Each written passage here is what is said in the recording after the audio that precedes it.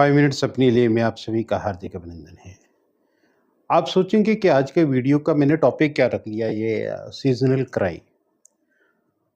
In fact आज के video मैं डेडिकेट कर रहा हूँ मेरे लिए बहुत सम्मानित व्यक्तित्व कुरुक्षेत्र यूनिवर्सिटी कुरुक्षेत्र के प्रोफेसर रहे, ज़ूलॉजी डिपार्टमेंट के एचओडी रहे, डीन साइंस फैकल्टी रहे और इंटरनेशनल लेवल पे मैं कहूँ कि प्राणी विज्ञान के महान विद्वान और वैज्ञानिक रहे हैं। Professor doctor J S. Yadav ji अब इस दुनिया में नहीं है, लेकिन उनकी एक-एक कही हुई बात मेरे ज़हन में हर समय रहती है।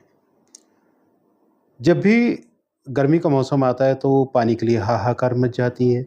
जब गर्मी बहुत ज़्यादा लगती है तो हम कहना शुरू कर देते हैं कि प्लांटेशन हम नहीं करते, हमें प्लांटेशन करनी चाहिए। प्लांट्स जब हम वृक्षों को उखाड़ रहे हैं तो गर्मी तो सहनी ही पड़ेगी, अब गर्मी तो बढ़ेगी ही। और जब भी ये बात लगभग 1993-94 की बात है कि कुरुक्षेत्र में एक संस्था है अद्वैत संगम, उसकी मासिक गोष्ठी में प्रोफेसर यादव मुझे मिले तो उनसे और तभी मुझे पता चला कि आप बहुत बड़े पर्यावरणविद हैं। तो तब उनसे बात हुई कि मैंने कहा जी ये एक जैसे ही गर्मी का मौसम आता है तो हम चिल्लाना शुरू कर देते हैं, पानी पानी पानी, वृक्षारोपण पानी वृक्षारोपण। तो उन्होंने कहा कि कुछ बातें तो होती हैं, वो मौसम के अनुसार ही होती हैं, लेकिन कुछ सीज़नल क्राई होती है। तो मैं कहने लगा जी सीज़नल क्राई का मतलब? तो उन्होंने कहा कि सीज़नल क्राई है पानी का रोना-रोना।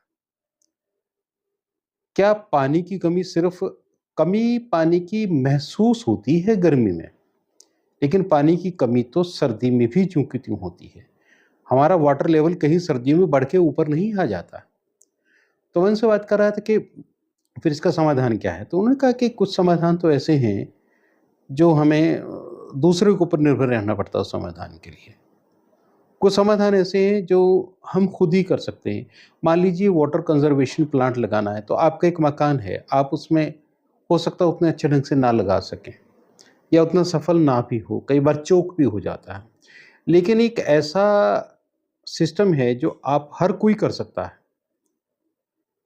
तो मेरी जिज्ञासा हुई कि किस तरह से जी? तो वो कहने लगे कि अगर प्लांटेशन की जाए और प्लांटेशन भी यूँ नहीं कि आपने छोटे-छोटे पौधे लगा दिए, गिलोय का पौधा लगा दिया, तुलसी का पौधा लगा दिया, एलोवेरा लगा दिया या आपने कैलेंडुला लगा लिया, गेंदे का लगा लिया, उसके अपने एक महत्व ठीक है, मेडिसिनल वैल्यूज़ भी हैं, कुछ फ्लावरिंग भी बहुत अच्छी हो जाती है, गुलदाउदी लगा दी, फ्लावरिंग हो गई। आपने बहुत सारे ऐसे पौधे आते हैं जो आपकी सुंदरता के लिए, खुशबू के लिए बहुत अच्छे होते हैं। लेकिन उनका एटमॉस्फेयर को बहुत ज़्यादा फ़ायदा नहीं होता है, क्लाइमेट को बहुत ज़्यादा फ़ायदा नहीं होता है। तो प्रोफ़ेसर यादव हमेशा कहा करते थे कि हाई डेंसिटी के जिसका घनत्व बहुत बड़ा होता है पेड़ का, वो पेड़ ही क्लाइमेट के लिए सबसे बढ़िया होता है क्योंकि उसके जब हरे-भरे पत्ते होते हैं इतने बड़े, तो उनसे एवापोरेशन होता है, वाष्पीकरण होता है जिससे बरसात होने की संभावनाएँ बढ़ती हैं। और जितनी डेंसिटी का बड़ा पेड़ होता है, उतनी उसकी जड़ें भी मजबूत होती हैं। और जब बारिश बरस जाती है और पानी धरती के पास से धरती के ऊपर से गुज़रता है, तो धरती की कोख में पहुँचाने का काम उस पानी को बखूबी ढंग से वो पेड़ करता है। अब पेड़ तो हम खुद ही लगा सकते हैं।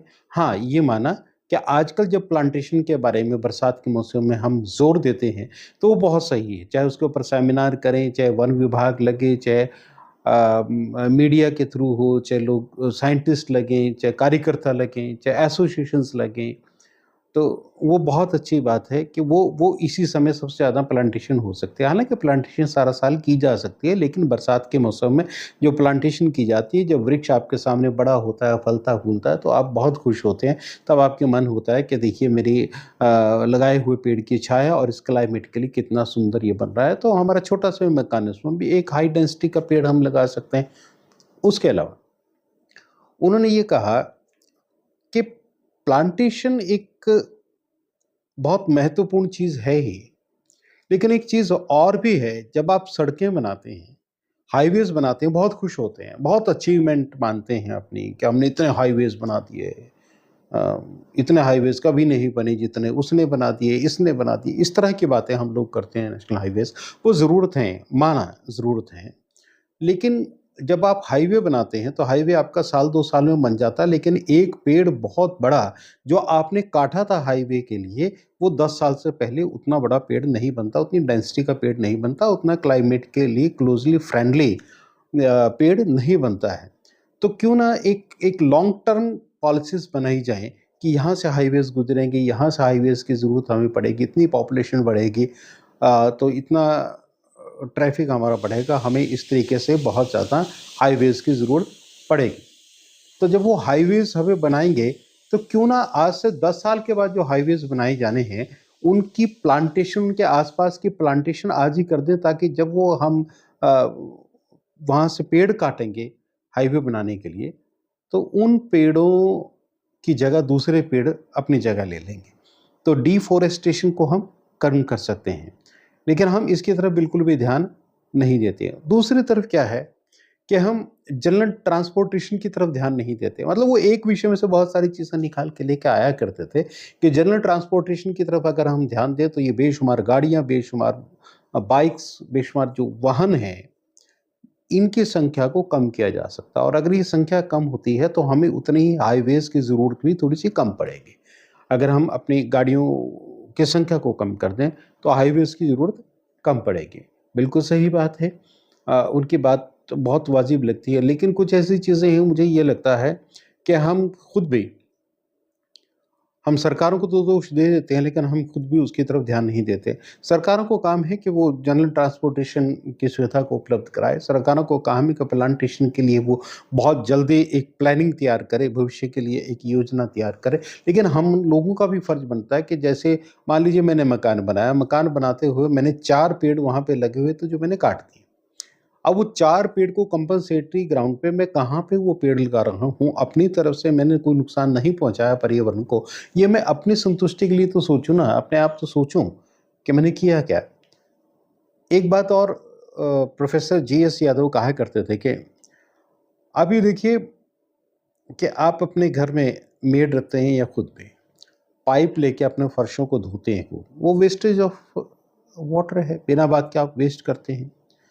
आप देखिए पोछा लगा के भी उसको साफ कर सकते हैं, झाड़ू लगा के भी उसको साफ कर सकते हैं। तो लेकिन ये चीज़ें हमारी रुकती नहीं। आप भी देखिए जो शहरी क्षेत्रों में रहते हैं, घरों में मेड रखते हैं, वो क्या करते हैं कि जब गर्मी में बहुत ज़्यादा हाहाकार होता है पानी का, तो वो भी पाइप से ही फर्श को धोना पसंद करते हैं। लेकिन जो जब सर्दी आती है तो उनको भी क्योंकि पानी ठंडा लगता है, तो फिर वो पोछे की तरफ आ जाती हैं। तो उनको भी हम मोटिवेट करें कि सर्दी हो या गर्मी हो, कम से कम पानी को सफाई के लिए यूज़ करें। बर्तन धोएं तो कम से कम पानी में धोए जा सकते हैं।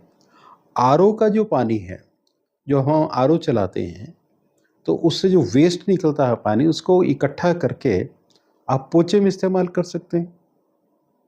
मतलब ये छोटी-छोटी चीज़ें हैं जो हमें बताया करते थे, और उसके बारे में कई बार सोचते भी थे, मनन भी करते थे और इम्प्लीमेंट करने की कोशिश भी करते हैं।